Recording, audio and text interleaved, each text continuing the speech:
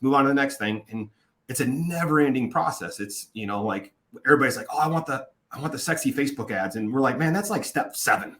It's like people are like we'll have calls, like Johnny and Amanda have calls people, and they're like, I just want your lead system. I just want your leads. And we're like, and Amanda's a gangster on the phone. She's like, all right, that's cool. I'm going to get you all the leads.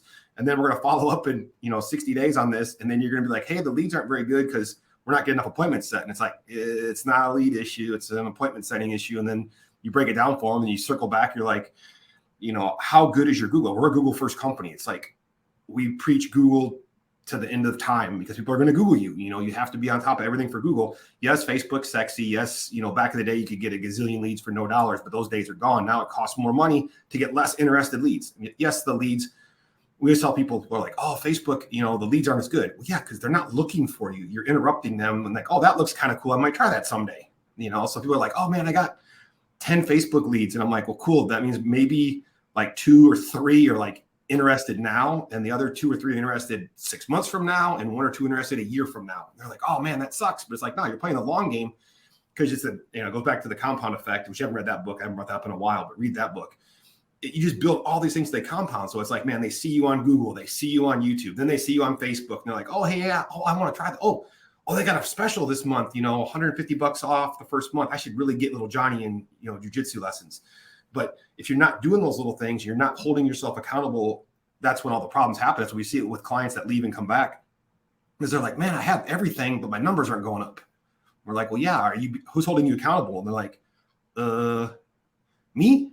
And it's like, okay, that's tough. It's really tough. And yeah, but accountability is huge. And that's the biggest thing we talk about, is like, how can we be more accountable to ourselves? It goes back to like Amy's has a nutrition coach trying to fix, being accountable, and she'll be like, God damn it, I got to do this because, otherwise, I'm going to get in trouble. I got to update my numbers. It's like, because it's pain. People don't want to update their numbers. Like, we have a hard time with existing clients. We're like, hey, post your key numbers for the month to date. And they're like, oh God. Then they post it and they're like, you see it and they see a glaring weakness. Like, we've had clients who are like, man, I'm getting a lot of leads, but we can diagnose your business real fast if you just give us your 5 key numbers. And we'll be like, okay, here's your problem. Is most time it's not a lead problem. It's either an appointment setting problem or a closing problem, are the 2 biggest ones.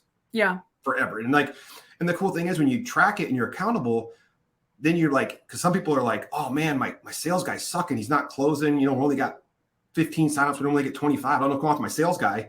And you're like, his percentage is the same. It's your appointment setter. They're setting 37%. That's like, not even the hard one. Yeah. It's like, that's not even the hard one. The hard one's the fifth number. Oh, the 5th number is the hardest. That's the one that makes people real sad. Yeah. The 5th number, by the way, guys, is defections. How many people quits? They just pull their credit cards. Yeah, nobody ever quits. They just all take their cards and run, and Lone Ranger and run right off into the sunset, never to be seen again.